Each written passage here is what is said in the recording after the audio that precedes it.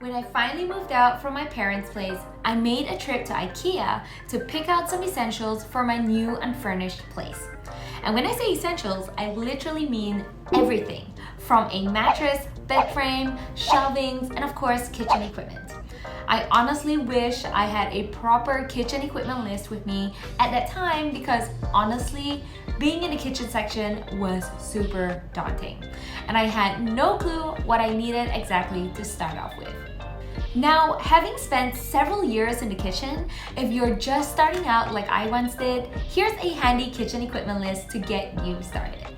You need cutlery, knives, forks and spoons, a few glasses or cups, a few plates, one 8-inch chef's knife, a medium-sized pot and 10-inch pan, a spatula, a large stirring spoon, oven mitts, a glass baking dish, a metal baking sheet, a colander, a can opener.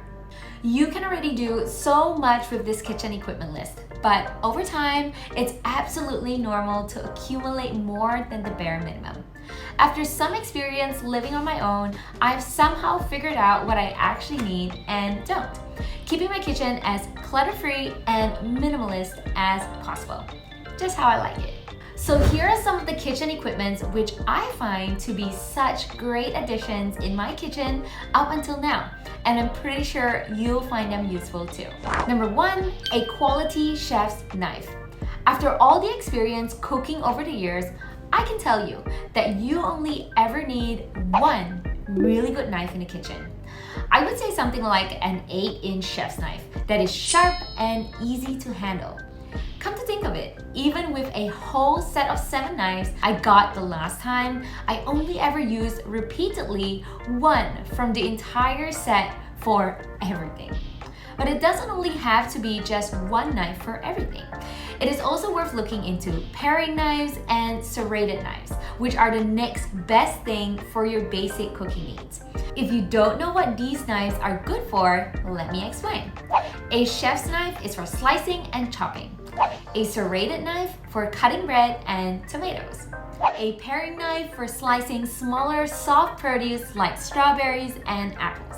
My current everyday favorite knife is the Mason knife that I got from Amazon. As much as I love IKEA, I honestly don't recommend their knives because they go dull too quickly. Number 2, good quality cutting boards. I didn't really think much about the plastic cutting boards I got the last time from IKEA.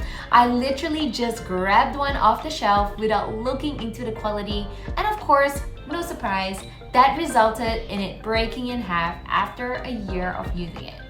No joke. But of course, over the years, I now know that it's good to have 2 to 3 cutting boards in the kitchen, and it's better to assign them to different purposes as well to avoid any sort of cross-contamination. Keep one for meats, one for vegetables, and another for fruits and bread.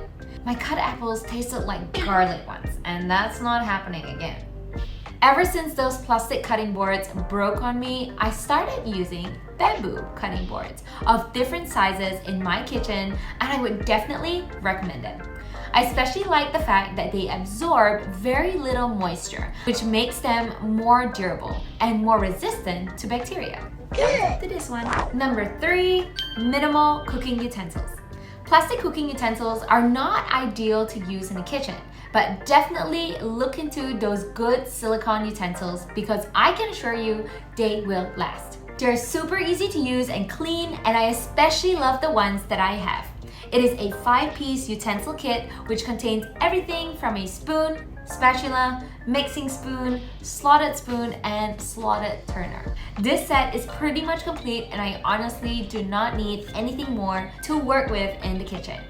I don't know about you, but I have a limit to the number of utensils I can fit in my drawers. So I like to keep it as minimal as possible and get rid of any sort of duplicates because at the end of the day, you're only really going to use and need one most of the time. Number 4, a few pots and pans of different sizes.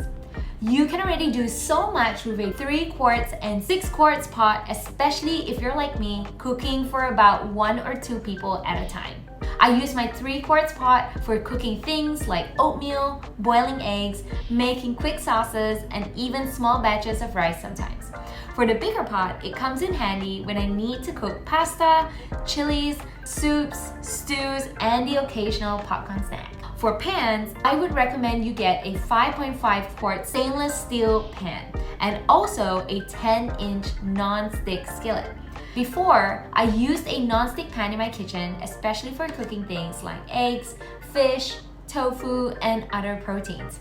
They're great for beginners too. But here's a tip to keep in mind. The non-stick coating will not last forever, so I wouldn't suggest to spend too much on it. After a few years in the kitchen, I decided to invest in my pots and pans and got stainless steel because those will last me decades. Stainless steel can be difficult to use at first because they take a little more patience and experience to ensure your food doesn't stick. The set I have is almost 3 years old and it looks great. If you cook a lot, don't stinge and spend a little extra because you'll be saving more money in the long run. Finally, a blender with a steam valve. Having a blender in my kitchen is a real essential for me, but I'm not talking about just any regular blender. It has to be the one with a steam valve. Previously, I was using the Magic Bullet, which was great, don't get me wrong, but it didn't work out so well for me when I wanted to blend soups. Which is why I would recommend a blender that allows steam to escape to avoid any mess. At the end of the day, you want to have kitchen equipment that serves multiple purposes to keep your kitchen as minimalistic as possible. In this case, you would want a blender that can make everything from soups, sauce, smoothies, pancake batter, you name it. My latest favorite blender is this Ninja blender that I got. Love it and definitely do not regret the investment. To all the minimalists out there, I hope you have found these tips useful to achieve minimalism in your own kitchen. If it's a space in your home you use very often, it is always nice to have it less cluttered so that you can enjoy your everyday cooking tasks even more. The whole idea is to narrow down your kitchen utensils to what you use most often and get utensils that serve multiple purposes instead of just one. What kitchen utensils is a must-have in your kitchen? Let me know in the comments.